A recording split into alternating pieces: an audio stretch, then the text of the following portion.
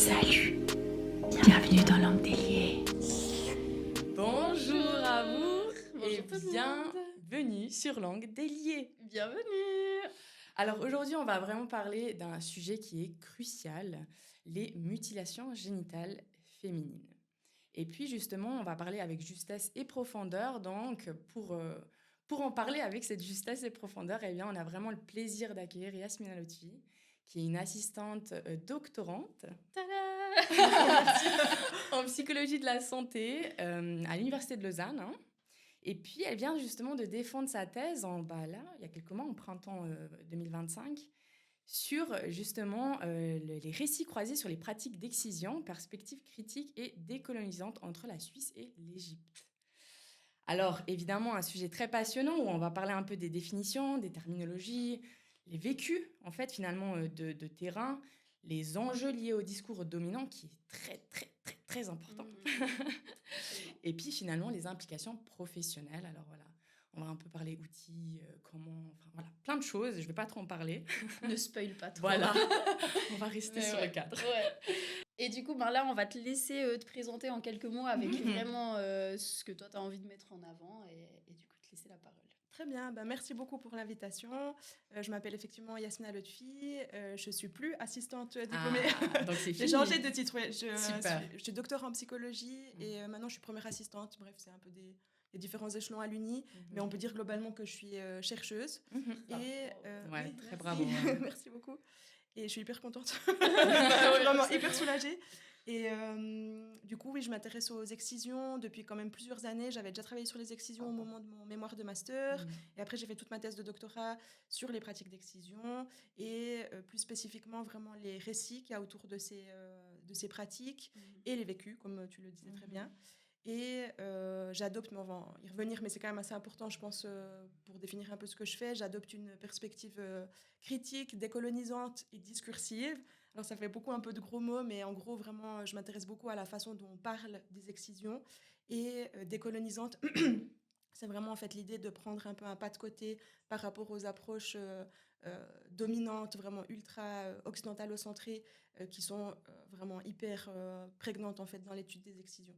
Donc, voilà. En fait, c'est exactement pour cette raison qu'avec Mathilde, on a eu un coup de cœur. Hein, on va te dire, Voilà, petit crush Yasmina Lotfi. En fait, Five girls. voilà. En fait, c'était parce que justement, on avait participé au webinaire RDV Profa qui, justement, était aux côtés de Jessica Hess qui, elle, défendait son mémoire sur le rôle des professionnels, sur l'impact psychosexuel, justement, de l'excision. Et en fait, c'est vrai qu'on t'a entendu parler, on était là, waouh!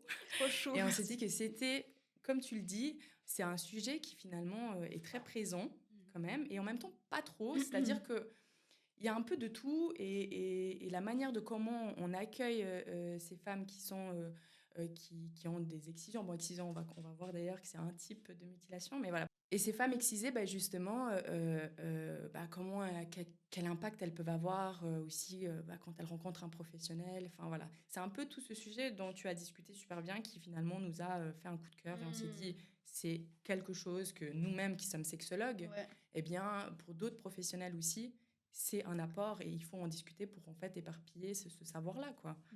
Oui, puis bon, tu es quand même... voilà, c'était assez évident pour nous que tu étais la personne qu'on voulait inviter aussi pour en parler, parce qu'on trouvait ta posture très dans la justesse. Ouais. Dans aussi, nous, on donne un point central aussi à se fonder sur le vécu des personnes qui sont dans ces situations-là, plutôt que d'arriver avec un savoir très théorique, voilà. Donc, c'était évident pour nous que c'était important de mettre ça en valeur aussi. Donc, encore merci. Merci. Merci. Merci. Et du coup, c'est vrai que pour lancer cet épisode, on va faire un peu une première question comme ça, mais qui va permettre de faire découler plein d'autres sous-thématiques. Mais du coup, Yasmina, est-ce que tu pourrais nous en dire un petit peu plus aussi en termes de définition de terminologie? Tu as utilisé le terme excision, mais il y a aussi le terme mutilation génitale féminine. Donc voilà, est-ce que tu pourrais déjà lancer un peu sur ça? Oui, bien sûr. Donc, en fait, effectivement, le terme le plus souvent utilisé, c'est celui de mutilation génitale féminine ou de mutilation sexuelle féminine. Moi, je privilégie vraiment le terme d'excision pour plusieurs raisons. Donc, quand je dis que c'est le terme le plus souvent utilisé, c'est vraiment le terme donc, de mutilation génitale féminine. C'est le terme qui est utilisé par l'OMS. Moi, j'utilise peu, voire pas du tout ce terme, parce que déjà sur le terrain, les femmes que j'ai rencontrées parlent plutôt en fait d'excision, voire en arabe, c'est pas une traduction littérale, mais en arabe on parle plutôt de circoncision des filles. Donc ça fait plutôt penser à quelque chose de l'ordre de l'excision vraiment en termes de mots plutôt que de mutilation. Le terme de mutilation sexuelle féminine, il fait aussi un peu référence à un vocabulaire qui est ultra biomédical, duquel j'essaye un peu de me dépêtrer, justement pour plutôt mettre en avant l'aspect culturel qu'il y a autour de ces pratiques.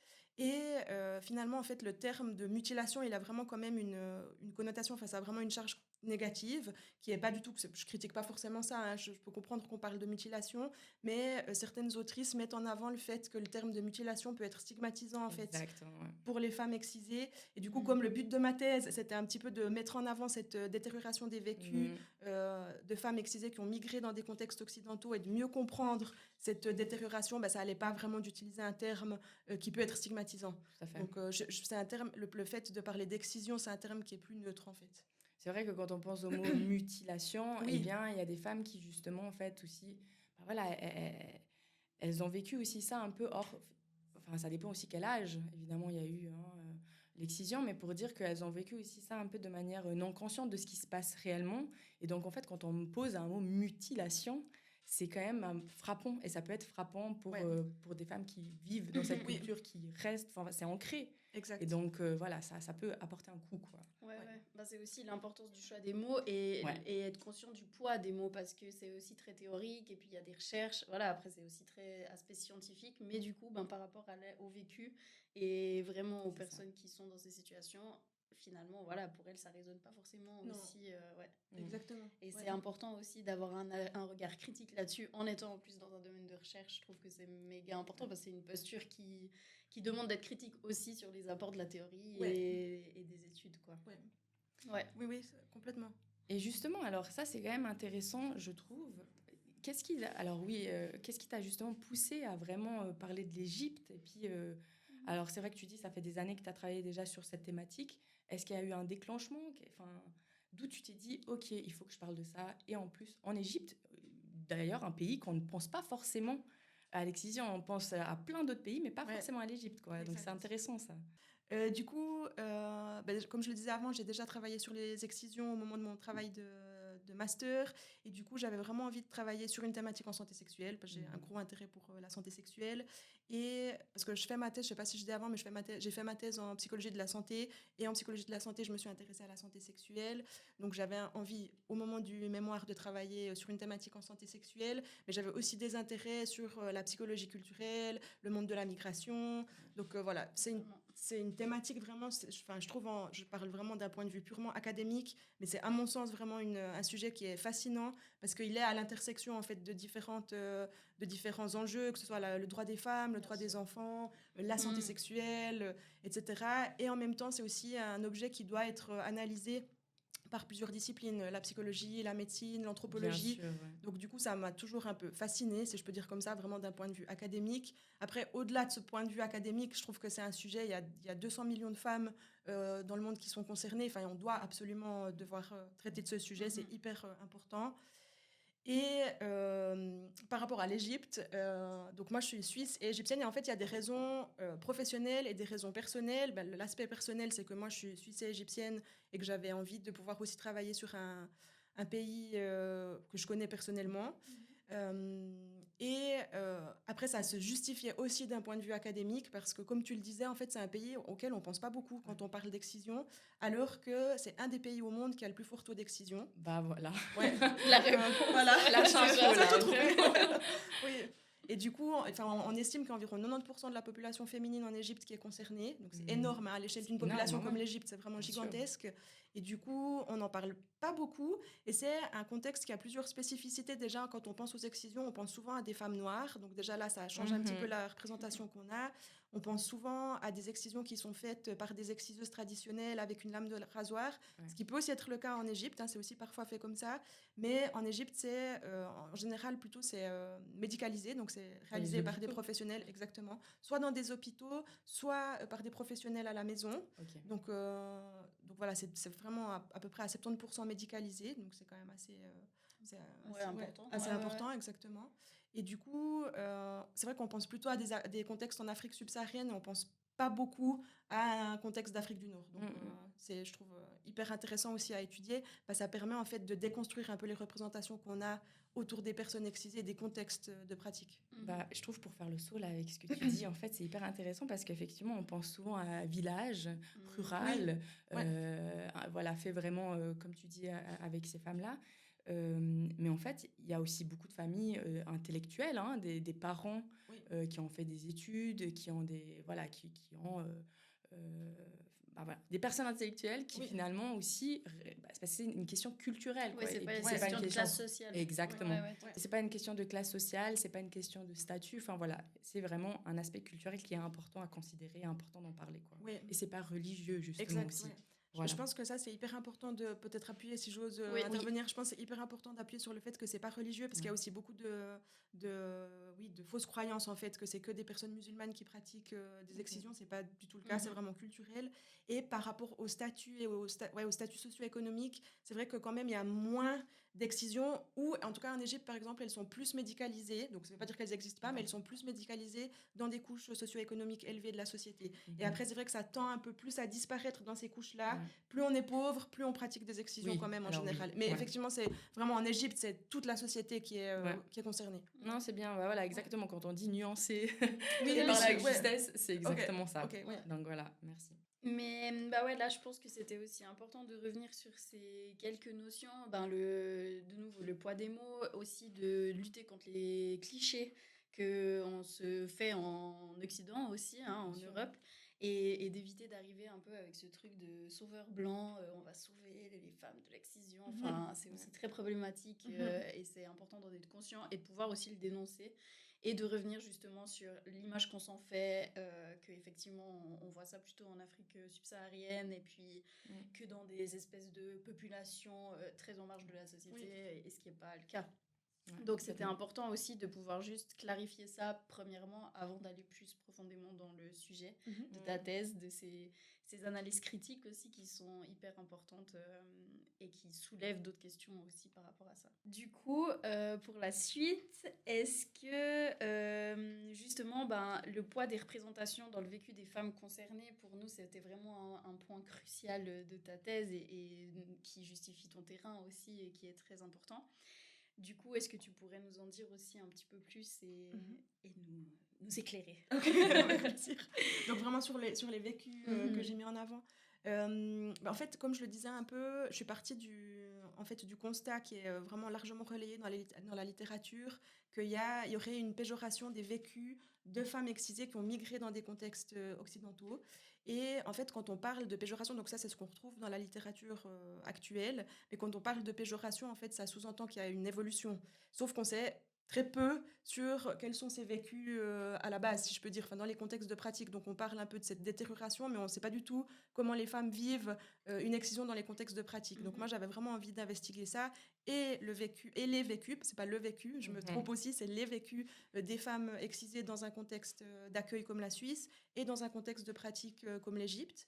Et ce que je trouve intéressant dans ma recherche, c'est que vraiment ces vécus, en fait, ils sont ultra variés, ils sont hyper ambivalents, et j'ai mis en avant, par exemple, c'est pas toujours le cas, parce que bien sûr, il y a autant de vécus que de femmes excisées, mais j'ai mis en avant le fait que les femmes en Suisse, parfois les femmes que j'ai rencontrées en Suisse, avaient un vécu qui était plutôt normalisé en fait de l'excision, qu'elles voyaient pas forcément de problème avec leur excision, et ça on a de la peine un peu à l'entendre dans les contextes du Nord global ou occidentalisé, peut-être pour faire plus simple.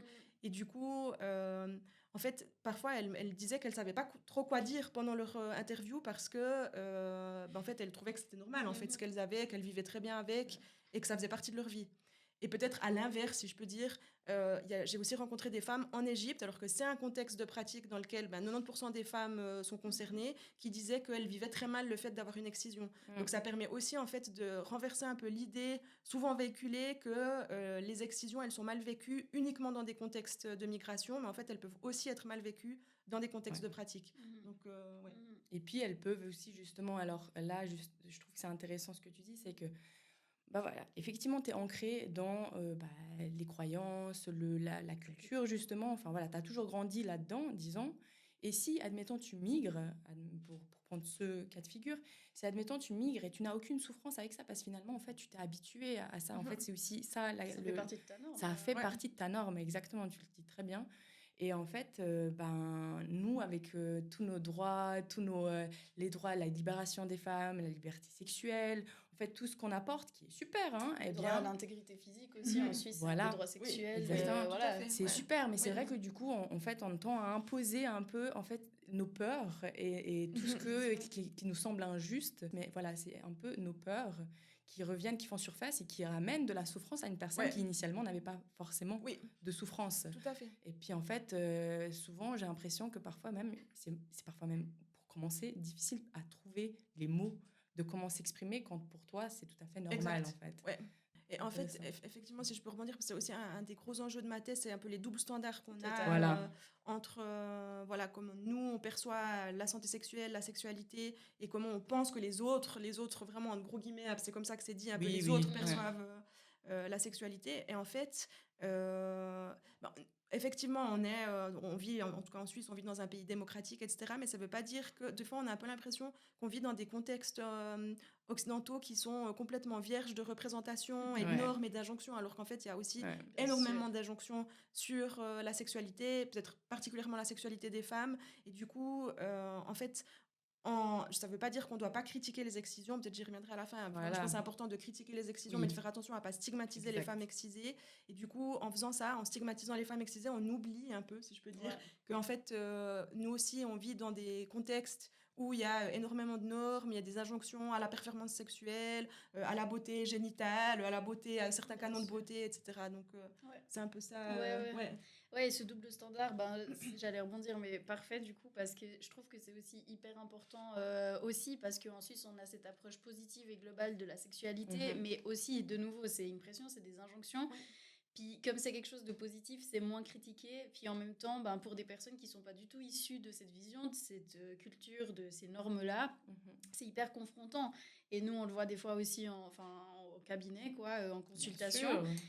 De pas induire, parce que finalement, il faut prendre les personnes là où elles sont, avec leur représentation, leur schéma de pensée, et puis pas dire, mais en fait, c'est difficile des fois de garder cette position neutralité, on peut y revenir, c'est pas une posture Ouais. neutre, de toute façon, on est situé, mais de pas mettre des mots dans la bouche de quelqu'un qui sont pas ses mots et qui sont pas la manière dont elle le vit ou dont il le vit, quoi. Et ça, c'est hyper important.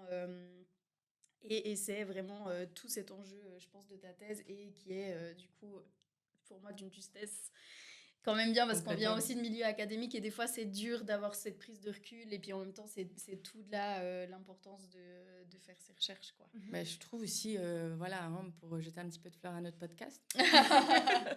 Eh bien, effectivement, on est Bah là oui. aussi pour un peu parler de ces À injonctions. fond, ouais. Voilà, Ouais. ces injonctions, Oui. ces normes, et finalement déconstruire un peu tout ça. Et vraiment, quand on dit un peu, ouais, guérir ces tabous, quoi. Et c'est cliché, Ces et c'est clichés, cliché, parce que finalement ça vient de mentionner. l'ignorance, Voilà. ces stéréotypes, ces standards, ça vient de l'ignorance et de la mésinformation et de clichés, et ça se construit aussi. Puis pour faire, je trouve, écho aussi par rapport aux professionnels, je trouve que c'est important aussi. Cette approche, qu'on parle d'approche transculturelle, c'est ça en fait. C'est aussi de prendre l'aspect culturel et jouer avec ça. C'est-à-dire qu'on prend les précautions tout en amenant à une réflexion, mais sans brusquer l'autre personne, tout en faisant en fait, voilà, prendre la culture comme élément important, comme facteur important de finalement tout ce qui est psychosocial, Ouais. psychosexuel, et j'en passe. Oui. Et C'est fondamental. Ouais, c'est ce que j'allais dire, c'est fondamental, Ouais. mais aussi auprès de professionnels de la santé et dans le milieu médical et gynécologique, en l'occurrence, là, par rapport à ça, mais parce que tu peux pas juste arriver avec tes prénotions et tes C'est représentations. ça.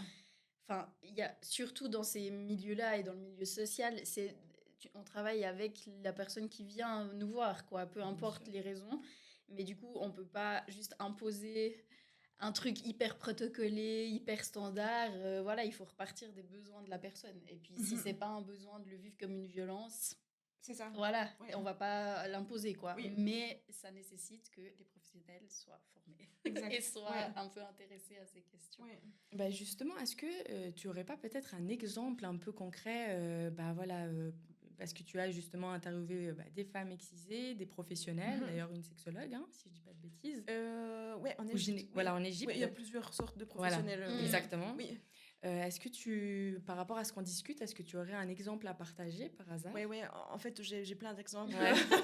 Si Je tu te veux pose bien la en question. parler, Ouais. hein. Oui, Ouais, bien ouais. sûr. Oui. De toute façon, c'est tout anonyme. Oui. J'ai pas mal d'exemples, en fait. Je pense que, enfin, il faut reconnaître quand même que les professionnels que j'ai rencontrés veulent bien faire. Je pense que c'est aussi important Oui, de totalement. remarquer déjà ça. Ils veulent bien faire.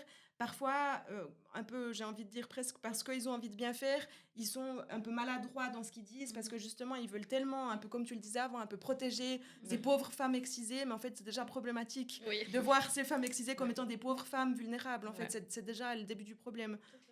Mais du coup, il faut reconnaître quand même que ça part d'une bonne intention. Et avant, je trouvais intéressant parce que tu parlais du complexe du sauveur blanc. C'est un concept que j'ai pas mal utilisé dans ma thèse et que j'ai un peu renouvelé en parlant de sauveur 2.0 parce que c'est vrai que ce complexe de sauveur blanc, le sauveur blanc, on imagine une figure blanche, du coup, un homme en principe. Et c'est vrai que c'est un concept qui remonte déjà maintenant aux Oui. années 90, donc ça a un peu évolué depuis. Et en fait, maintenant, c'est plus uniquement des personnes qui sont blanches, Ouais. des hommes ultra favorisés, etc.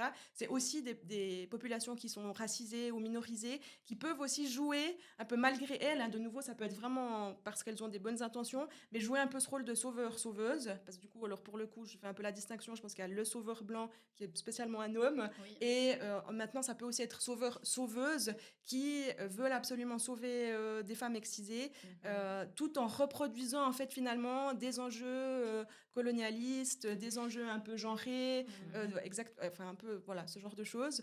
J'ai plein d'exemples un peu de personnes qui me disaient un peu mais vous voyez eux ils font comme ça, ils n'ont pas trop l'habitude de la sexualité, ils savent pas trop ce que c'est l'érection. Enfin en fait un truc qui est un peu, des propos qui sont assez finalement un peu condescendants, si je peux dire, en tout cas paternalistes, voilà, c'est ça le mot que je cherchais, des propos assez paternalistes sur un peu un eux, il y a vraiment eux, un vous qui est censé c'est être le homogène, nous, eux. exactement. Ouais. C'est nous versus les autres, ça c'est Ouais. un concept sociologique et c'est Oui, vraiment en fait, très, ça reprend complètement cette dynamique où il y a un peu un nous éduqué qui Voilà. allons éduquer et enseigner. Viens, je te prends sous mon bras, Exactement. je t'explique ce que ça veut Ouais, dire. Ouais, c'est exactement. ça, en fait. Des choses je te qui sont en fait protège. pas d'une banalité, mais un peu en fait, oui, les personnes savent aussi, savent ce que c'est une érection, voilà, et un peu des préconceptions comme ça, des préjugés sur des populations qui sont archi-diverses. En plus, il n'y a pas seulement un eux qui est homogène, et nous non plus d'ailleurs, on n'a pas un nous Non. qui est homogène non plus. Mhm. Donc oui, alors quand on a parlé des exemples, je pensais surtout à ces exemples de professionnels en Suisse plutôt qui avaient ce genre de propos, et en Égypte aussi avec cette idée un peu qu'il faut absolument sauver des femmes excisées dans les zones rurales, en leur proposant des soins dans des cliniques qui sont dans des quartiers ultra favorisés, notamment du Caire ou à Alexandrie, alors que finalement c'est pas du tout à la portée de tout le monde. Donc il y a un peu un écart en fait entre ce qui est proposé et ce qui est possible même de comprendre pour des femmes qui n'ont pas de moyens déjà économiques pour se rendre dans ces cliniques et peut-être aussi de capital culturel pour comprendre certains enjeux. Tout à fait. Je trouve que ce que tu dis avant aussi, c'est important parce qu'il y a vraiment ce truc de il faut, quoi. Oui. Et Ouais. puis, Je la- il bah faut ouais. vraiment, hein, pas le choix de, il faut que, en fait, moi, Ça tu me soit fais mal pris au en cœur, alors charge, non, il faut ouais. que. Ouais. Il faut qu'on en fasse quelque chose. Ouais, c'est un voilà, peu ce c'est truc, ça. alors que, comme tu disais tout à l'heure, je pense que c'est bien de pouvoir le critiquer, de pouvoir en parler, Bien et que sûr. ce soit sur la scène du débat, mais après, tout en valorisant aussi leur ressenti et leur vécu, et en repartant de ça, quoi, sans imposer. Ouais. Mais ouais, il faut, ça, ça fait complètement partie de l'imposition de nouvelles normes Oui. aussi, hein, et c'est aussi très dangereux, c'est un peu à double tranchant, parce que des fois, c'est pour aller dans du positif, mais est-ce qu'à ce moment-là, le positif est critiqué à nouveau? Ouais. Enfin voilà, c'est nuancé, c'est aussi ce qu'on essaie de faire ici, Oui, quoi. oui. Bah justement, pour faire le saut, alors je trouve ça intéressant. Tu parles un peu de ce décolonial, hein, et ton approche, elle est justement discursive et puis décoloniale. Est-ce que tu arriverais à dire un petit mot un peu sur cet aspect-là? Oui.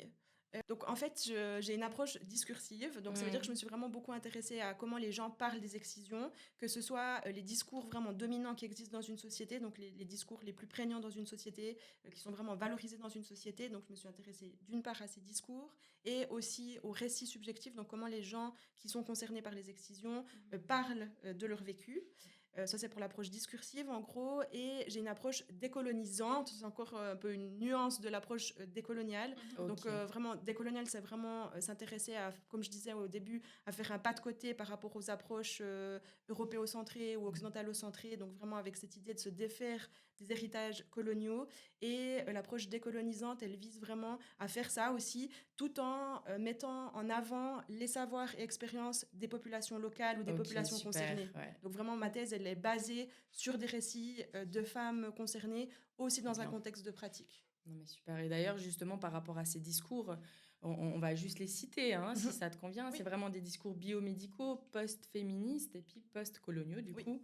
Oui. Et je trouve que ça fait vraiment écho avec tout ce qu'on parle. Alors, on peut déjà se faire une idée de où ça peut se lancer, quoi, les Oui. recherches. Donc, je trouve que c'est nécessaire d'avoir des travaux qui prennent ce recul-là, quoi, et qui nuancent, vraiment nuancés. Et moi, je voulais aussi te demander, parce que des fois, la posture aussi en tant que chercheuse, c'est pas évident, surtout sur des terrains où il faut toujours un peu se positionner, mais aussi se re-questionner.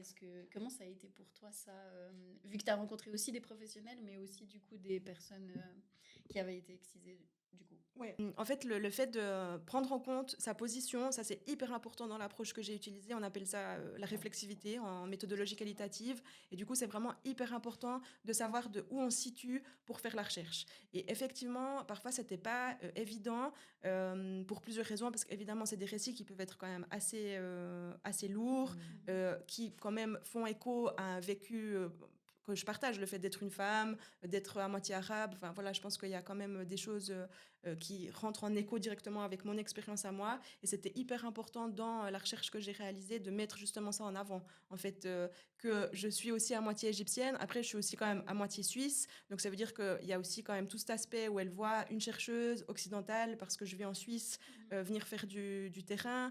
Qu'est-ce que ça amène comme dynamique d'avoir quelqu'un qui vient d'une université suisse, dans des zones rurales en Égypte, pour parler de ça, d'un sujet qui est quand même assez tabou, alors que c'est très pratiqué, mais ça reste quand même assez tabou. Donc tout ça, j'ai essayé de mettre en avant, enfin j'ai vraiment décrit tous ces processus de réflexivité dans ma thèse.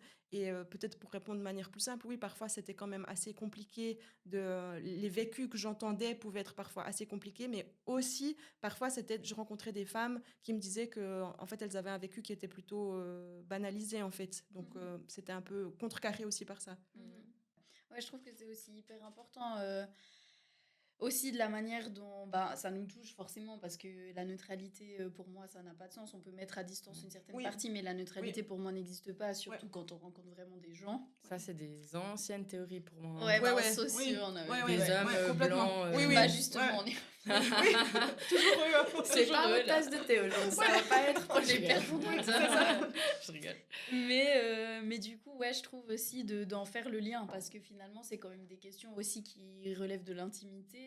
C'est quand même au niveau de la génitalité et tout ça. Et puis, sans que ça fasse aussi un peu ce truc voyeurisme. En fait, moi, j'ai fait aussi ma thèse sur les accompagnements gynécologiques. Et des fois, c'était dur pour moi aussi Et moi, j'étais très claire, mais voilà, dans le retour que ça fait aussi. Et je me rappelle que ça m'avait beaucoup questionnée aussi... même si c'est très important d'en parler, mais voilà, cet aspect-là aussi de comment, quand on est dans le moment et quand on est dans la création du lien, comment ça se joue, quoi. Mais je pense que c'est ça, en fait, pour moi, un bon travail de chercheur, chercheuse, c'est justement surtout ce point, bien que ce soit trop chiant, la méthodologie. Et bien, finalement, c'est vraiment... trauma. Et bien, c'est vraiment cette posture, cette réflexion, en fait, qui... du moment où tu la remplis, c'est qu'en fait il y a ce souci de faire bien, ce souci d'être correct, proche de cette réalité, sans que forcément t'es situé, mais sans que forcément tu pars dans comment expliquer ça.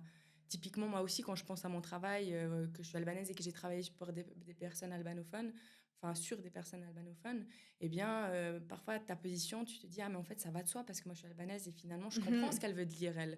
Et en fait, c'est important de se dire, mais pourquoi et comment je peux faire mieux et comment si, pour avoir un travail vraiment, disons, plus juste Oui. de la réalité. Ouais, quoi. complètement.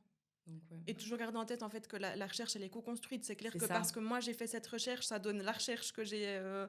voilà, que j'ai réalisée, mais que c'est vraiment co-construit. Donc, Ouais, clairement. Ouais, et c'est vraiment cette notion d'horizontalité, je pense, qui est Oui. méga importante. Et nous, on a souvent aussi ces discussions avec notre pratique en fait, les personnes qu'on voit en consultation, on fait rien sans elles. Et nous, Oui, on n'est ouais. pas là avec un savoir et on donne toutes les réponses. Ouais. En fait, c'est pas du tout ça le but Oui. non plus. Mhm. Parce que sans ces personnes, on n'a rien, en fait. Exactement. Moi, je Et puis répète à c'est chaque aussi fois ça, important ouais. de savoir que c'est ces personnes qui nous amènent ben voilà, là où elles se trouvent, là où elles Leur sont. savoir, C'est quoi qui... ouais. Oui, et puis Ouais. c'est Ouais, quoi qui les... Oui. Là, c'est quoi leur souffrance ou leur problématique ou finalement. Parce que sans projeter, ah oui, alors c'est ça, diagnostic, et puis du coup tout ça découle, Oui. alors que pas du tout, quoi. En fait, je pense que c'est ce que j'essayais de viser tout en gardant en tête. Peut-être de nouveau, désolée, c'est vraiment parce que c'est 6 ans de travail. Non, tellement vas-y. de nuances. 6 ans de Ouais. travail. Ah, ouais, Wow. bravo. Merci. C'est, Moi, 1 an, j'étais là. c'était long, c'était vraiment long. Il y a effectivement, en fait, il y a une volonté d'horizontalité tout en gardant en tête le fait qu'il y a quand même des rapports de Oui, pouvoir. bien Oui. sûr. Et je pense que c'est aussi important de les expliciter Toujours. parce que du coup, évidemment, ma recherche, je viens d'un contexte occidental, un contexte universitaire qui est élitiste. Bien Et sûr, du coup, bah, c'est clair que ça crée quand même un rapport de pouvoir Oui. par rapport aux femmes que j'ai rencontrées en Suisse et en Égypte. Et là, je fais un peu le saut avec sexologie et posture, justement, récit. Concrètement, en fait, qu'est-ce que ça... Enfin, si on pense à ces postures et ces récits, qu'est-ce que ça présuppose sur la sexualité de ces femmes excisées? Ouais. Qu'est-ce qu'on présuppose?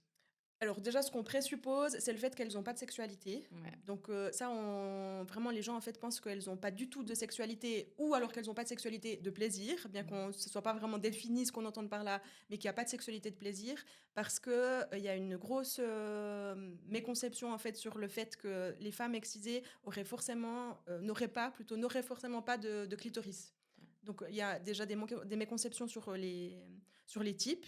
Il n'y a jamais d'ablation totale du clitoris. Il y a parfois des ablations partielles ou totales de la partie externe du clitoris. Et en fait, à cause de ça, parce que c'est quelque chose qui est vraiment très relayé, hein, le fait de dire que les femmes excisées n'ont pas de clitoris, on entend quand même assez souvent. On a souvent cette idée que les femmes excisées n'ont pas forcément de sexualité, alors que c'est pas vrai. En fait, il y a certaines femmes qui profitent de leur sexualité, qui ont une excision. Il y a d'autres femmes qui ne sont pas excisées, qui n'ont pas forcément une sexualité épanouie, comme on peut être, comme elle aimerait que ce soit. En tout cas, on en parce voit que- tous les jours, Oui. j'ai envie de dire, justement. Et ouais, voilà, oui. effectivement. Hein. C'est assez varié en fait. Et du coup, il y a beaucoup de préconceptions sur la sexualité de ces femmes, alors qu'en fait, on ne sait pas quoi. Et on leur laisse peu la parole dans les recherches, dans la prise en charge. Et du coup, on présuppose qu'elles n'ont pas de sexualité sans leur laisser forcément la possibilité de parler de leur sexualité. Donc vraiment, d'où l'importance de la posture réflexive. Oui. Quoi. Ouais. Vraiment, de prêter attention à tout cela. Quoi. Ouais. Puis surtout, j'ai l'impression que ça présuppose aussi le fait que ce soit... Alors bon, pénétratif d'office, et qu'une sexualité, Ouais, c'est que exact. pénétration. Alors bon, c'est aussi disons, je dirais pas théories, mais en tout cas, c'est des pratiques qu'on en parle un peu plus, que ce soit plutôt eurocentré, j'ai l'impression, hein, de sortir de cette pénétration, qui est super. Hein. Mais du coup... quand on pense à elles peuvent pas avoir de sexualité de plaisir, eh bien on pense directement elles peuvent pas avoir de pénétration. Ouais. Alors que il y a aussi d'autres manières quoi Ouais. d'amener tout ça. J'ai l'impression. Oui, je sais pas en ce que fait, vous en c'est totalement pensez. ça. J'avais pas pensé à ça dans Ouais, ma non, réponse, non. mais c'est 100% ça. En Ouais. fait, quand on pense à ces femmes, on pense qu'elles peuvent pas, il peut pas y avoir de pénétration.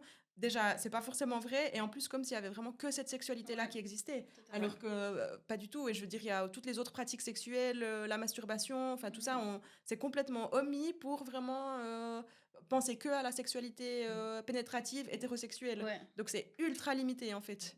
Clairement. Et c'est souvent le cas. Ouais. Dans Oui, ce qu'on voit oui. aussi, c'est Voilà. très hétéronormé Oui. et pénétratif Exact, et aussi très performatif. Ouais, C'est-à-dire, très. il faut avoir du plaisir Exact. par la jouissance. Alors Non, mais que il faut. la oui, puis Bah oui. les sexualités, finalement, ça peut aussi être juste un moment de partage, un Oui. moment de complicité, un Oui. moment de contact, Oui. mais Ouais. sans viser à chaque fois Ouais. l'orgasme, quoi. Complètement. Et puis pas toutes les femmes ont aussi envie d'avoir aussi ces chirurgies réparatrices. Oui. Je sais pas si tu as eu des retours sur ça d'ailleurs. Oui, alors certaines des participantes que j'ai rencontrées avaient eu une chirurgie réparatrice. J'ai un énorme avis, ça va ouvrir une Oui, porte. c'est pas grave, vas-y. Welcome. Il y a le temps, on prend le Oui, temps. ok. En Égypte, en fait, il y a un peu. Donc, j'ai rencontré des femmes en Suisse qui avaient eu recours à ces chirurgies. Ces chirurgies, elles sont pas du tout miracles. Ok. Et d'ailleurs, c'est explicité comme ça. Il y a la consultation des mutilations sexuelles féminines Drôle. DHUG qui dit hein, que c'est pas miraculeux. Hein, Ah, c'est... ok, j'ai cru non, qu'il disait que c'était Non, miraculeux. Ok, alors ok. la chef de clinique, là, Je me suis oui. dit, ouh. Non. Avec Maddy, là, on s'est fait les Non, gros yeux. oui, attention, non. C'est dit, enfin, normalement, quand même, si la personne qui pratique ces chirurgies est un tant soit peu honnête, Oui, ce qu'on oui. peut quand même espérer, c'est pas. J'adore. C'est pas miraculeux, ces chirurgies, elles vont pas. Ben déjà, comme je le disais, parce que de toute façon, à chaque fois, il y a 2 types de chirurgies. Les chirurgies qui vont viser à remettre une partie du clitoris qui a été ablatée, donc la partie externe qui a été ablatée. On va reprendre une partie interne pour l'amener vers l'extérieur pour reconstituer cette partie externe, ou des chirurgies qui visent à désinfibuler. Donc ça, c'est le type où les lèvres sont cousues. Oui. Voilà. Et du coup, désinfibuler, ça veut dire découdre ces lèvres ensemble.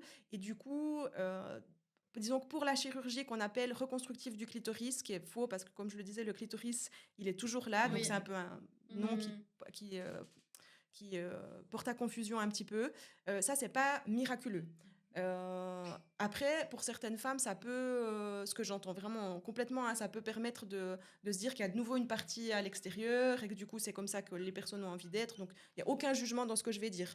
Mais c'est pas forcément miraculeux. Et en Égypte, donc ça, c'est peut-être plutôt, bon, c'est le cas pour les 2 contextes, mais en Égypte, ce qui ressort, c'est qu'il y a un peu une confusion. En fait, il y a un peu un flou entre ces différentes pratiques, que ce soit les excisions, les chirurgies réparatrices et les chirurgies esthétiques génitales. Donc, en fait, il y a vraiment un flou entre ces types de pratiques. Certaines sont complètement interdites, c'est le cas des excisions. Et donc, dans les discours des professionnels que j'ai rencontrés, il y a vraiment cette idée que ça, on ne doit absolument pas faire, les excisions.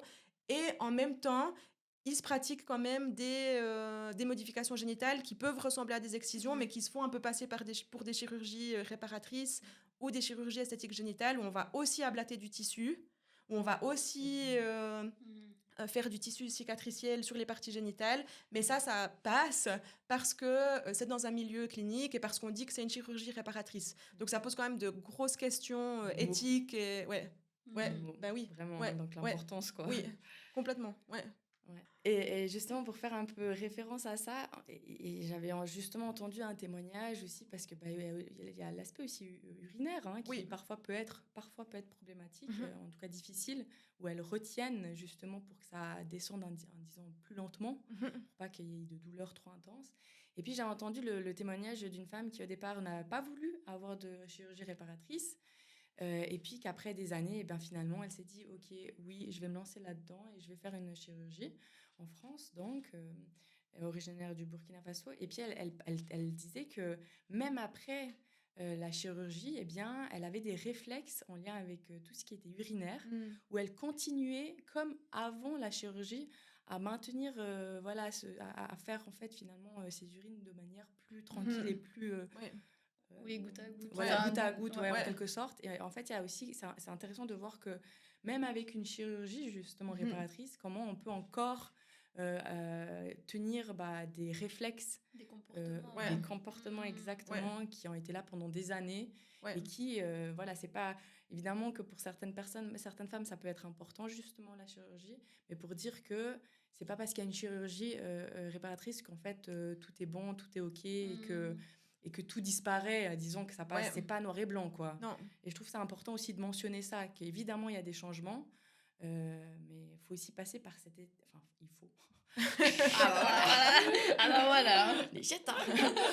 Mais il y a un peu ce truc de passer, en fait, par tout ce process, quoi, de nouveauté, quoi. C'est un nouveau... Oui. Ouais, je trouve que c'est conséquent, quoi, tout ce process-là. Oui, complètement. Et c'est en fait, c'est en ça que c'est pas miraculeux, parce que ça intervient sur une partie physique, sur laquelle peut-être que ça fait du bien à la personne d'intervenir, mais il faut pas oublier qu'il peut aussi avoir tout un traumatisme, il y a des choses qui sont aussi de l'ordre du psychologique ou sexologique qui doivent aussi être traitées, en fait. Donc, ce fameux psychosexuel, exactement, l'impact, quoi. Oui, puis comme tu disais aussi au tout début, tu disais c'est hyper important que ce soit aussi pluridisciplinaire et qu'il y ait plusieurs approches et en fait ça touche plusieurs choses et puis ça c'est vraiment global et puis encore une fois ça dépend des personnes et comme tu disais il y a des personnes c'est important de savoir qu'il y a ces chirurgies réparatrices si c'est une volonté, mais que c'est pas une obligation et surtout que c'est pas miraculeux, quoi. Oui. Donc de pas faire de fausses Oui. promotions Non. aussi Ouais, ouais. et de pas penser que forcément ça va tout régler. Des fois oui, des fois moins. Ouais. Des fois c'est plus un processus plus complexe d'une certaine manière. Très d'accord, ouais. Ouais. Entièrement d'accord. Mais ouais, cette prise en charge, ben voilà, nous, on est franchement des convaincus de ça depuis un petit moment. Ouais. Mais parce que c'est vraiment, des fois, c'est sur plusieurs niveaux. Puis c'est aussi hyper important, en fait, déjà de juste pouvoir avoir une voix et de pouvoir dire où nous, on en est. C'est déjà la porte d'entrée, je trouve. Ouais. D'être entendu, d'être aussi visibilisé et que justement ce soit pas un truc homogène de c'est que ça Ouais. et Ouais. tout le monde le vit de Les la même femmes, manière exact. et tout le monde en Oui, est c'est ça. victime Ouais. et a subi ces violences et l'a subi comme une violence Mhm. alors que pas forcément. Ouais. Donc ouais, ça c'est quand même primordial à dire quoi. Ouais. Mais Tout à fait. est-ce qu'on est d'accord quand même que c'est une violence, mais c'est juste que le vécu, enfin juste, Bah, le c'est une vécu violence de peut notre être, point de vue. ouais. voilà, c'est ça, mais Ouais. ça reste donc une violence Ouais. quand même, mais c'est juste que du coup, du point de vue du vécu d'une femme spécifique, eh bien, vu que c'est très dans une norme, c'est très culturel, ça, c'est pas vécu comme une violence. Ouais. Donc c'est ça, faire la distinction, c'est ça. C'est une très bonne question de Ouais. poser comme ça. Ah, c'est bien. Ah, c'est dur. Mais C'est vrai que c'est Oui. dur. Ouais, Parce c'est que, ça. en fait, oui, c'est une violence basée sur le genre. Ouais. Après, donc oui, moi je pense qu'effectivement c'est une violence, c'est pas forcément vécu comme une violence, Voilà. mais c'est une violence. Après, il y a d'autres choses, c'est pas du tout pour minimiser, mais il y a d'autres pratiques qu'on fait dans peut-être les contextes occidentaux, Mhm. qu'on pense moins comme étant des violences, qui sont aussi des Bien violences, sûr. et qu'on vit peut-être pas comme une violence. J'ose demander. Bien à sûr. quoi tu penses. Oui, je pense notamment aux chirurgies esthétiques génitales. Ça, je pense que c'est vraiment le point de comparaison le plus. Complètement. Donc, Ouais. c'est vraiment si en plus on compare. Et de nouveau, c'est pas du tout pour excuser Non, ou non, pour non, dire, non. pour Ouais. minimiser les excisions qui sont réalisées. Ouais, merci de nuancer, mais clairement. Mais en fait, par exemple, en Égypte, les excisions qui sont réalisées, qui sont faites de manière médicalisée, si on les compare aux chirurgies esthétiques génitales qui sont aussi médicalisées, pour les deux, en fait, ces deux pratiques qui répondent à la définition de l'OMS, c'est-à-dire des interventions qui visent à léser intentionnellement les organes génitaux externes des femmes pour des raisons non thérapeutiques, en fait, dans les deux cas, on rentre dans cette définition. Oui, selon des normes esthétiques, Voilà. d'autres Exact. selon des C'est normes normes culturelles et en fait ouais. qui sont aussi finalement Oui, esthétiques, ouais. parce que dans certains Ouais. contextes c'est fait justement parce qu'on Ouais. pense que c'est plus joli. Ouais. C'est juste que c'est là où il y a vraiment tout le double standard qui se joue, Totalement. ou parce que dans certains cas c'est réalisé dans des contextes extra-occidentaux, vraiment avec des gros Ouais. guillemets, c'est comme ça qu'on le perçoit, et d'autres c'est réalisé dans des contextes occidentaux, on le perçoit pas de la même manière, alors qu'en fait les deux peuvent être vus comme des violences. Mais Totalement. super, quoi. Ouais, clairement, Mhm. c'est ça. Je trouve que, waouh. Ouais. Non, mais c'est vrai. Mais c'est aussi, c'est vraiment, c'est important de le dire parce que, encore une fois, je trouve que ça vient déconstruire Voilà. ces clichés et ces représentations qu'on a que si ça se passe ailleurs, c'est des violences. Exact. Et Voilà. c'est contre ce qui est imposé aussi par l'OMS en termes de droits humains, de droits notamment des femmes. Alors que finalement, c'est des choses qui se retrouvent aussi dans les pays occidentaux et voilà quoi. Mais sous d'autres appellations. Exact. Donc, Ouais. de nouveau, l'importance du choix des mots. C'est ça, c'est hyper important. Hein. Et des discours. Oui. Ouais. La production de discours normatifs ou alors qui pointent du doigt. Quoi. Ouais. Mhm. Mhm. Donc, attention. Petit mot de la Non, fin. mais vraiment, quoi, c'est vraiment important de Ouais. rester.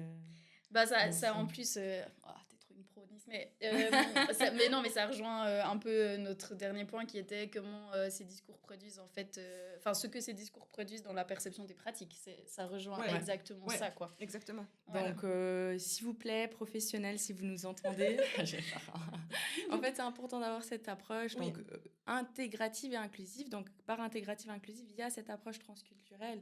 Les mots, pour reprendre comme Et- vous disiez ouais, les deux. Je sais plus quand Juliet là. Donc, les mots importants. Donc, ouais, c'est. Et puis approche décolonisante Voilà. comme tu disais qui est Et pas que nos importante. peurs surviennent sur la personne en face, quoi. Et nos perceptions et notre cadre culturel, légal, voilà quoi, différents niveaux. Du coup, ça arrive gentiment le temps de conclure cet épisode, Ouais. mais avant de finaliser et de se dire au revoir, c'était important aussi qu'on puisse revenir justement à qu'est-ce que toi tu retiens de cette recherche et puis surtout quel message t'aimerais faire passer aux auditeurs, auditrices qui nous écoutent du coup. Mm. Ce que je retiens, en fait, je trouve que c'est une question intéressante parce on pose rarement cette question comme ça. Ce que moi, je retiens personnellement de ma recherche, je pense que mon point de vue personnel sur les excisions, il n'a pas changé dans le sens où le fait que ce soit, un peu comme on disait avant, une violence basée sur le genre, moi, personnellement, ça me pose problème par rapport à mes valeurs féministes, notamment.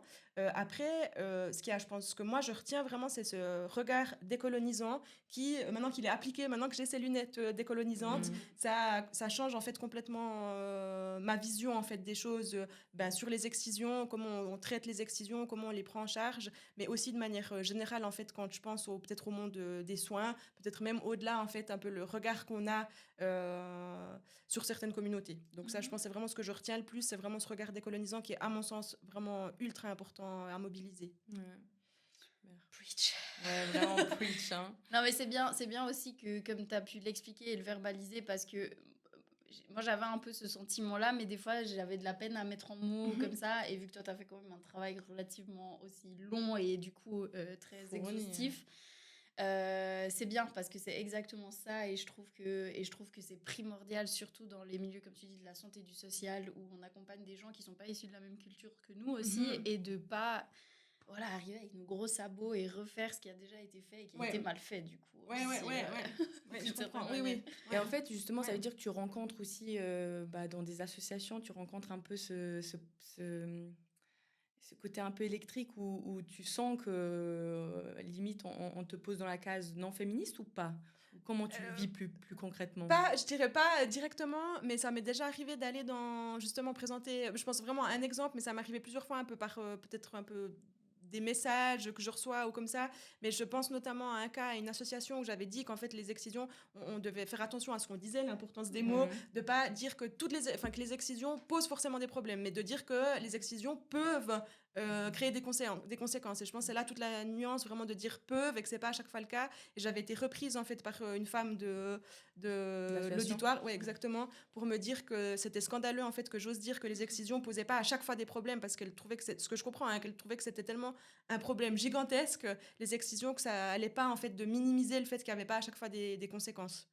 Donc parfois c'est difficile en fait de traiter de ce sujet, de faire par exemple la comparaison avec les chirurgies esthétiques génitales, c'est pas toujours très bien perçu. Je fais aussi des comparaisons dans ma thèse avec les circoncisions masculines et du coup ouais mais c'est ça qui est important, c'est qu'en fait on parle de minimiser, mais en fait non, c'est nuancé. Exact. Et là il y a toute la différence qui se fait du coup. C'est ça en fait, c'est de prendre un peu, d'essayer d'avoir toutes ces lunettes, multiples lunettes, voilà quoi, être vraiment complet. Et c'est pour ça juste assez profondeur. Oui. Alors du coup, on fait le saut avec le dernier point qui est important. D'ailleurs, vous retrouverez aussi en description, comme d'habitude, si tu as des ressources, ou que ce soit des ressources associations ou même des ressources, je pense à, je sais pas moi, des livres, ou peu importe.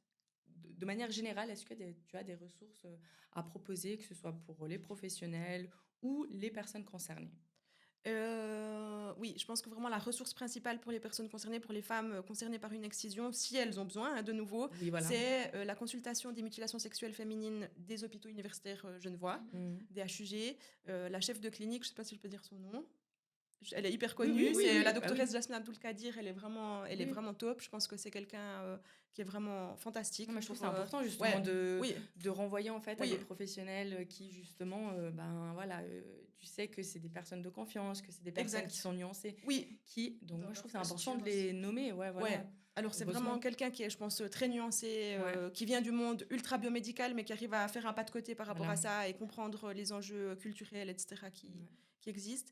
Et peut-être pour la blague, je sais pas si la blague, t'as dit est-ce que j'ai un livre à conseiller ? J'ai pas de livre à conseiller, j'exagère un peu un livre à déconseiller en fait quand je dis que je parle sur... mais trop bien, ça aussi on veut. Je sais pas à quel point je déconseille, c'est peut-être un peu fort, mais c'est peut-être pour montrer, je pense ça exemplifie bien mon propos.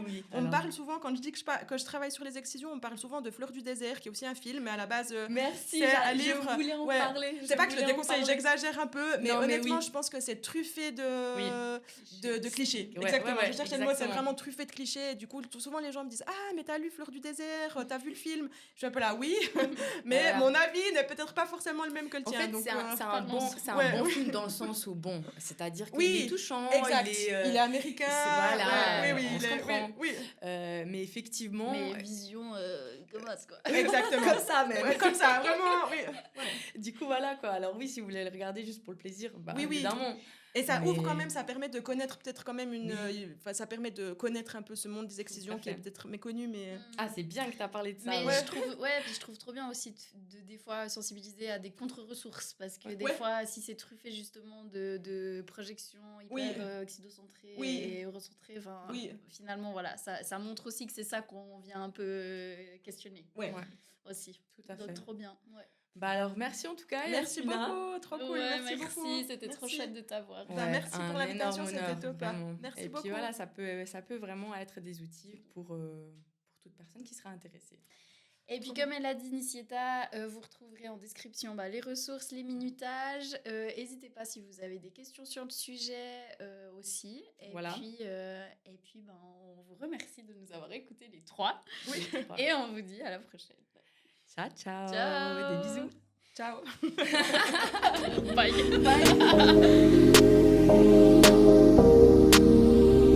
Bye.